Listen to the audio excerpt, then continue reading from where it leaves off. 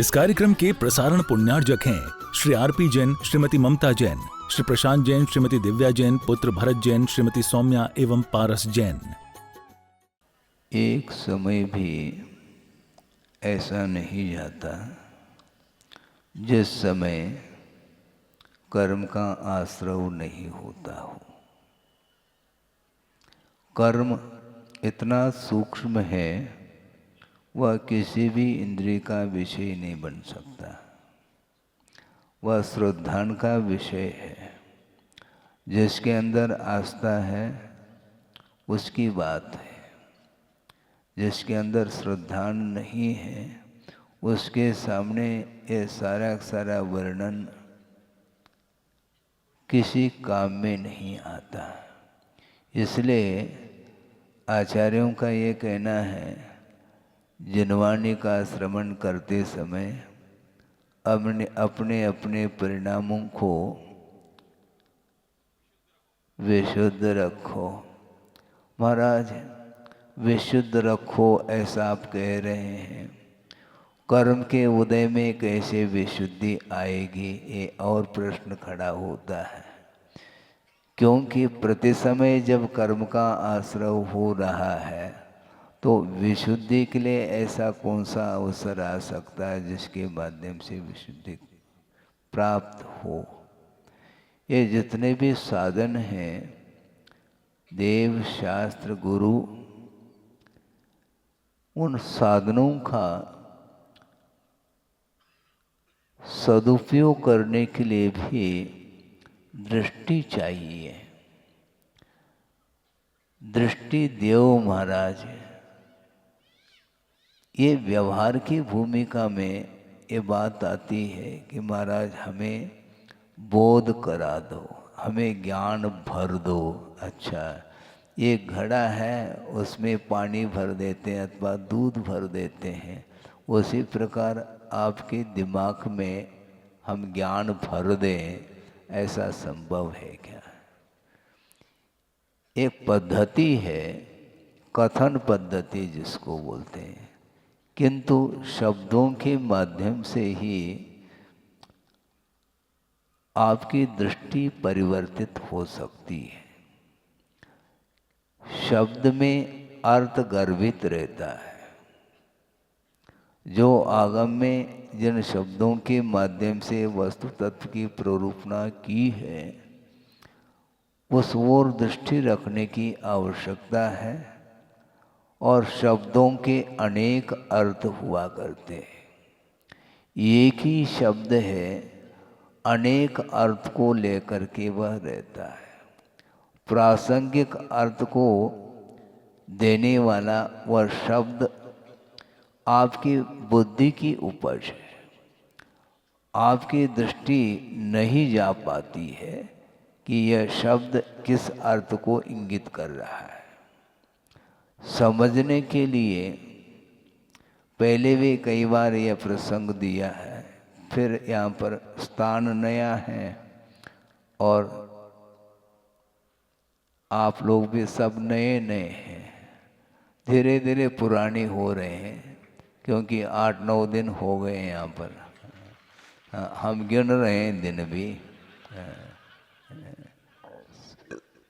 हाँ, 17 तारीख को शाम को आए थे। हाँ, हम सुनो, हाँ, इस 17 तारीख को शाम को आए थे। उसको भी इसलिए पकड़ा जाएगा क्योंकि 12 घंटे की जो रात है यहीं पर व्यतीत हुई है। और आज तारीख है 26 है। 9 दिन पूरे हो गए हैं। 9 और वो 17 का और ये बहुत यही तो है ना। वस्तुतः आप लोग जो गणित लगाते हैं लौकिक क्षेत्र में, उसका वो गुणा भाग यहाँ पर क्यों नहीं करते हैं आप?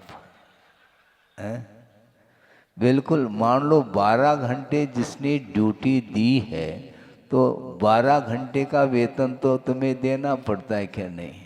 हैं, बिल्कुल पाई पाई वो वसूल कर लेता है। उसी प्रकार हमारा ये कहना है, एक शब्द भी यदि कान में पड़ जाए तो उसका कल्याण हो सकता है। हो सकता है ये संभावना के तौर पर इसलिए कहा जा रहा है क्योंकि अतीत अनंत काल की ओर दृष्टि यदि रखते हैं तो कितने बार ये शब्द सुनने को मिले होंगे जिसका कोई हिसाब नहीं है, क्योंकि काल अनंत व्यतीत हुआ है। वस्तु अनादि अनिधन है। अनादि अनिधन आप कब से आ रहे हैं? जब से हैं। क्योंकि वस्तु की उत्पत्ति नहीं होती। यदि वस्तु की उत्पत्ति मान लें तो उसके उत्पन्न होने के पहले वस्तु नहीं थी क्या? तो अभाव की उत्पत्ति नहीं हो सकती, असत की उत्पत्ति नहीं हो सकती और सत्य का विनाश नहीं हो सकता। यह वस्तु तत्व का स्वरूप है। और यदि उत्पत्ति और विनाश यदि होता भी है तो वह पर्याय की विवक्षा में ही वह कथन घटित होता है। जीव कभी भी विनाश को प्राप्त नहीं हो सकता। ये पर्याय विनाशशील है। तो उसी प्रकार यहाँ पर इतना सूक्ष्म विषय है कर्म सिद्धांत, एक समय में आश्रव होता है। समय का अर्थ बताओ महाराज। समय का इसलिए तो कहना चाह रहा हूँ, समय के तीन अर्थ हैं। एक ही शब्द है समय। समय का अर्थ काल होता है, समय का अर्थ आगम होता है और समय का अर्थ आत्मा होती है। हाँ, पढ़ लो थोड़ा सा। हाँ। समय अर्थात आगम, और आगम में जो वर्णन आया है उसका सारभूत जो होता है वह समय सार माना जाता है। ग्रंथ पढ़ा होगा आपने, समय सार का अर्थ क्या है? संसार में अनंतानंत जीव हैं और अपने अपने कर्म के अधीन होकर के परिभ्रमण कर रहे हैं और अन्यान्य पदार्थों के साथ अपने आप का संबंध स्थापित करते हैं। इसलिए वो सब प्रयोजन नहीं है। आप लोग क्या बोलते हैं? आए थे प्रभु भजन को और ओटन लगे कपास। ये सार नहीं है। थोड़ा सा भी समय मिला नहीं, व्यर्थ की चर्चा में संसार प्राणी डूब जाता है। सार्थकता नहीं है उसकी। बोलो किंतु सार्थक बोलो। साधना सो कम नहीं, ऐसा कहा गुरुदेव ने। सार्थक बोलो, निरर्थक नहीं, क्योंकि उसके माध्यम से कोई भी प्रयोजन सिद्ध नहीं होने वाला है। तो इसलिए समय एक शब्द है, उसके तीन अर्थ मिल रहे हैं।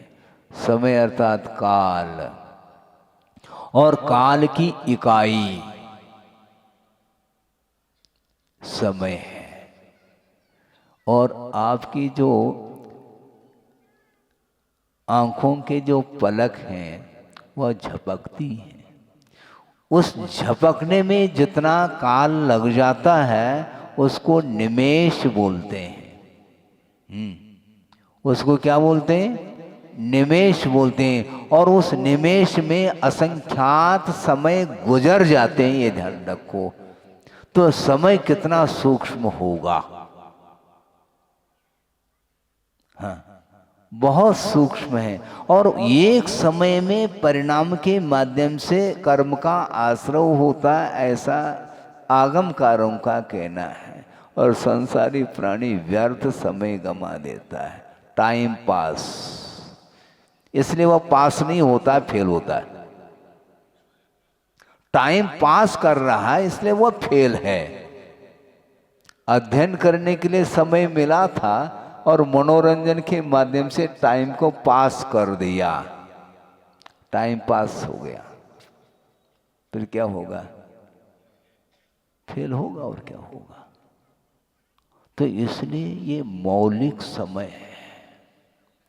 मूल्यवान यदि कोई वस्तु है तो ये समय है।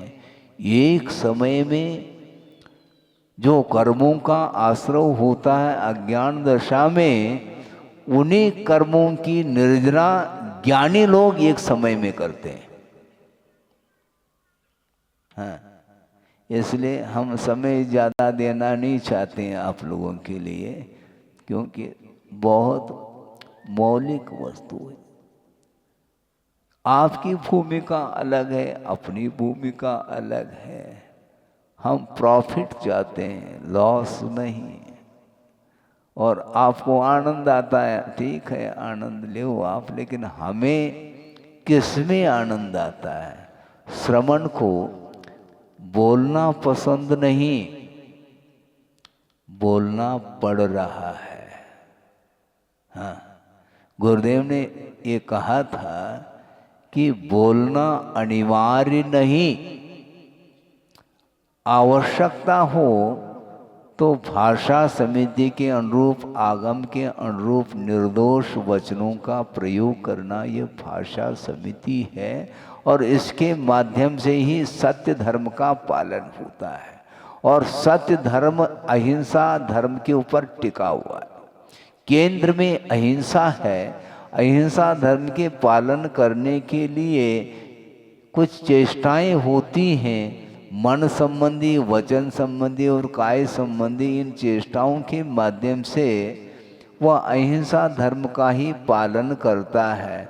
जो गुप्ती में लीन है उसको बोलने की आवश्यकता नहीं पड़ती, किंतु वह गुप्ती में ज़्यादा समय तक वह टिक नहीं सकता, इसलिए बाहर आना पड़ता है। तो उस समय वचन प्रवृत्ति की आवश्यकता पड़ती है।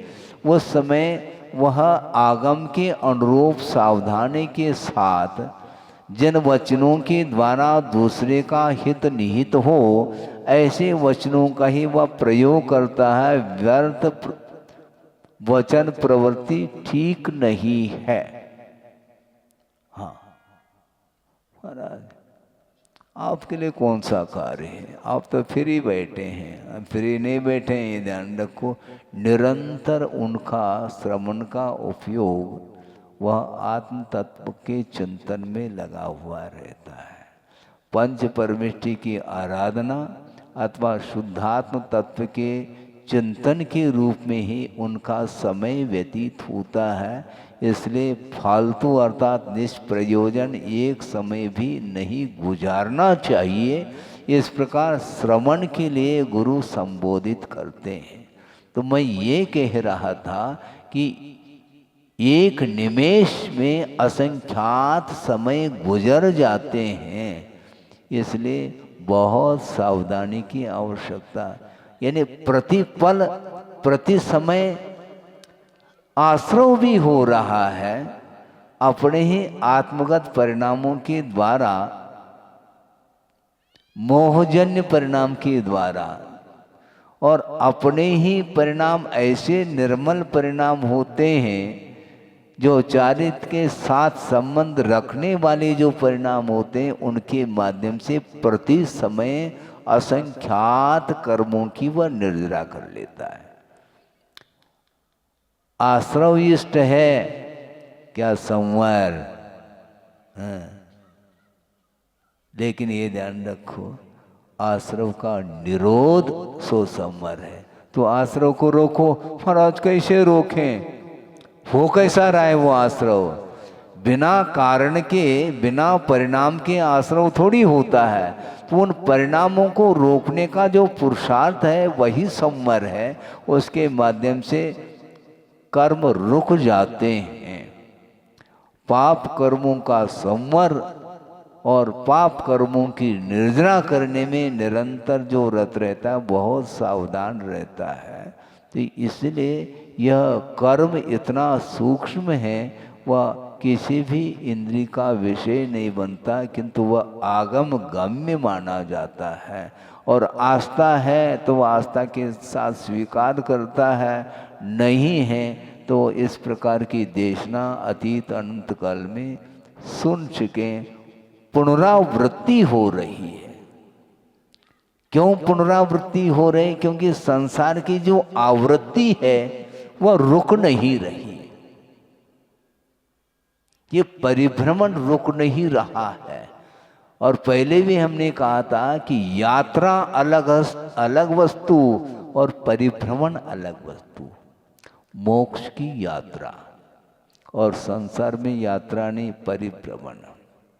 हाँ, भ्रम जिसके अंदर है वही भ्रमण करता है, और भ्रमण करने वाले को ही भ्रमर बोलते हैं। हाँ, लेकिन वह रूढ़ हो चुका है भौरे के लिए, वह भ्रमर है, वह भ्रमर करता है, घूमता रहता है, इसलिए उसको भ्रमर बोला।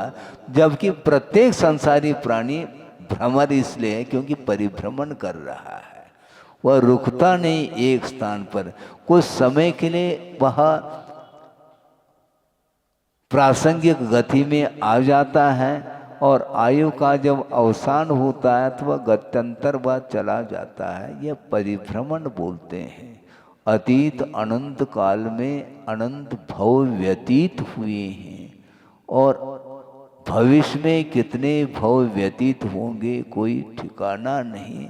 ये बुद्धि का विषय नहीं होता, किंतु श्रद्धान का विषय होता है।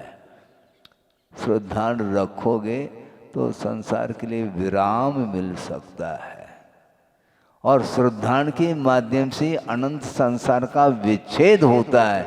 ये जो अनंत संसार का विच्छेद हो रहा है किसी का, तो श्रद्धान के बल पर ही हो रहा है। इसलिए पाप वस्तुतः पतन के लिए कारण है। अनेक प्रकार के जो कालुष्य परिणाम उत्पन्न होते हैं वे सारे कर्म बंद के लिए कारण हैं, और कर्म बंद होगा तो निश्चित रूप से संसारी प्राणी का पतन निश्चित है।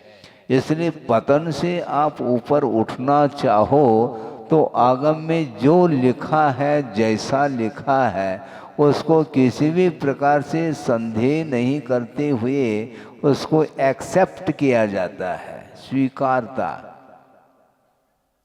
तो उसके माध्यम से श्रद्धान के स्तर बढ़ते हैं। स्तर का अर्थ क्या होता है?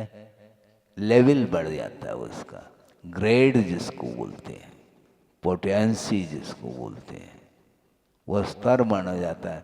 समझने के लिए 10वीं कक्षा में 20 अथवा 25 छात्र अध्ययनरत हैं, और वे 25 के 25 पास हुए हैं, यहाँ तक तो ठीक है। किंतु एक मेरिट में आया है और एक पासिंग मार्क लेकर के आया है, और कुछ बीच में कुछ ऐसे छात्र हैं एक दूसरे की अपेक्षा से कुछ हीनादिकता को लेकर के नंबर लेकर के आए हैं।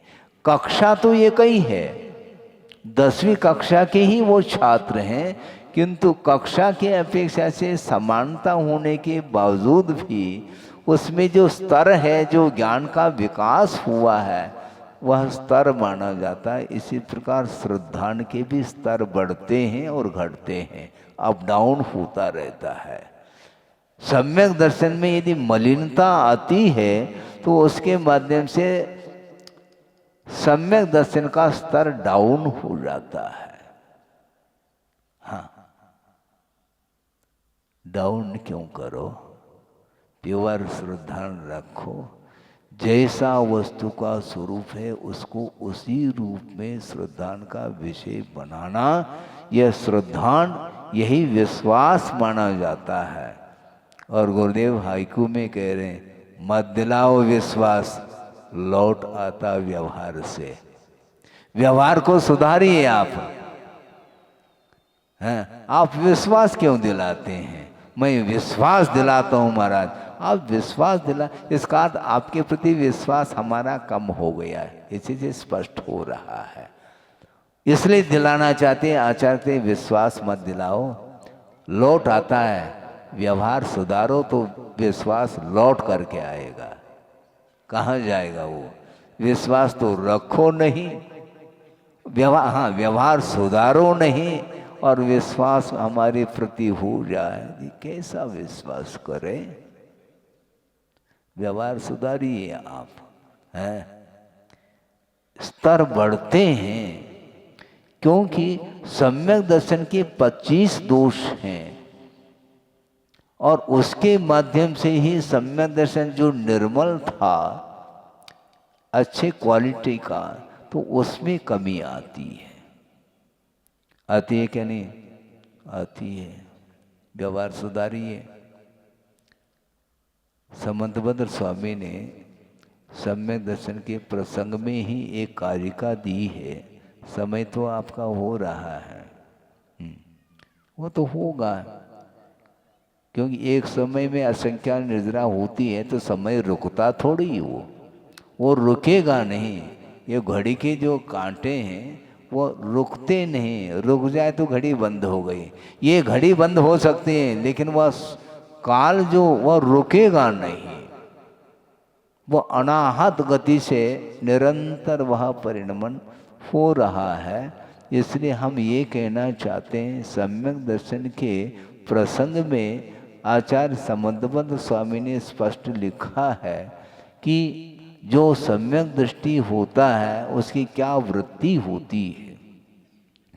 वह अविरत सम्यक दृष्टि भी क्यों ना हो, भयास्यास्नेह लोवाच कुदेवागम लिंगिनाम प्रणामम विनयम चैव न कुर्यो शुद्ध दृष्टया। जो सम्यक दर्शन को शुद्ध रखना चाहता है वह भय के वशभूत होकर के, आशा के वशभूत होकर के, स्नेह के वशभूत होकर के वह कभी भी कुगुरु कुदेव कुशास्त्र के प्रति न प्रणाम का भाव रखता है न विनय का भाव रखता है। किंतु संसारी प्राणी व्यावहारिक होने के कारण कदम कदम पर वो ठोक देता है। होता क्या नहीं? हाँ, ये नहीं होना चाहिए। पर महाराज कैसे हम चलाएंगे? आपको संसार को चलाना है क्या धर्म के साथ? कोई एक टिकेगा, या तो धर्म या तो अधर्म, दोनों पैरेलल नहीं चल सकते हैं। धर्म जो है ये अधर्म का ठीक अपोजिट है और अधर्म धर्म का अपोजिट है। दिन और रात का दर्शन एक साथ नहीं कर सकते आप। उसी प्रकार अधर्म और धर्म ये दोनों एक साथ चल नहीं सकते हैं। इसलिए परमार्थ भूत जो देव शास्त्र गुरु हैं, यही हमारे लिए संसार को संसार से पार कराने वाले हैं। इस प्रकार गाढ़ श्रद्धा जिसके अंदर हुआ है वह कभी भी कदम कदम पर छोटी छोटी वस्तुओं के लिए अपने प्रयोजन, सांसारिक प्रयोजन को शुद्ध करने के लिए जहाँ कहीं भी जा कर के वह नतमस्तक नहीं होता, नहीं होना चाहिए। नमोकार मंत्र में आप सुनिए, ताली बाद में बजाओ। नमोकार मंत्र में पंच परमेष्टि का नामस्मरण किया है। इन 5 परमेष्टियों में कोई सरागी है क्या? सरागी देवी देवताओं की कोई उपासना इसमें है नहीं, क्योंकि मोक्ष मार्ग के लिए यदि साधनभूत सामग्री है तो यही है। इसलिए संसारी प्राणी भय के वशभूत होता है। नहीं करूँगा तो क्या होगा मेरा? अरे क्या होगा? क्या जो होगा वो होगा। विश्वास रखो ना। देवावी तस पणमंती जस धम्मे सया मनो। जिसका मन हमेशा धर्म में लगा हुआ है, जिसका जीवन धर्ममय बन गया है, अब उसकी रक्षा देव लोग कर लेंगे, यहाँ कोई नहीं करता है तो कोई बाधा नहीं। कौन साथ देगा महाराज? साथ कोई नहीं देता, धर्म साथ देता है, ध्यान रखो।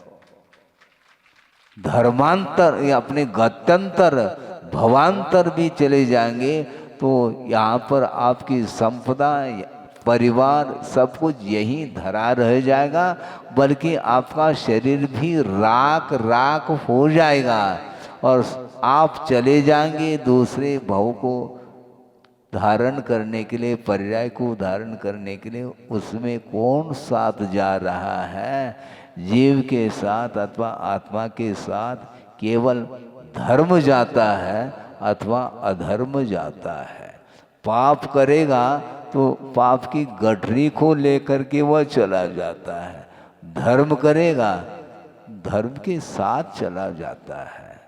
यदि साथ देगा तो धर्म ही देगा और कोई भी व्यक्ति दे नहीं सकता। इसलिए किसी भी प्रकार से स्नेह के वशभूत होकर के हमें विपरीत मार्ग का समर्थन नहीं करना चाहिए। किंतु पाई पाई के लिए संसारी प्राणी झुक जाता है। और यहाँ पर क्या कह रहे हैं? झुका रहा अपना माथा। कहाँ पर? गुरु के चरणों में झुकाओ, अन्यत्र मत झुकाओ। देव, शास्त्र और गुरु यही मेरे लिए शरण है, यही मंगलमय है, यही उत्तम है। इस प्रकार प्रतिदिन आप पाठ कर रहे हो। कितने शरण हैं? 4 ही शरण है महाराज। अच्छा, फिर 40 के शरण में क्यों जाते हैं आप? धन के शरण में क्यों जाते हो?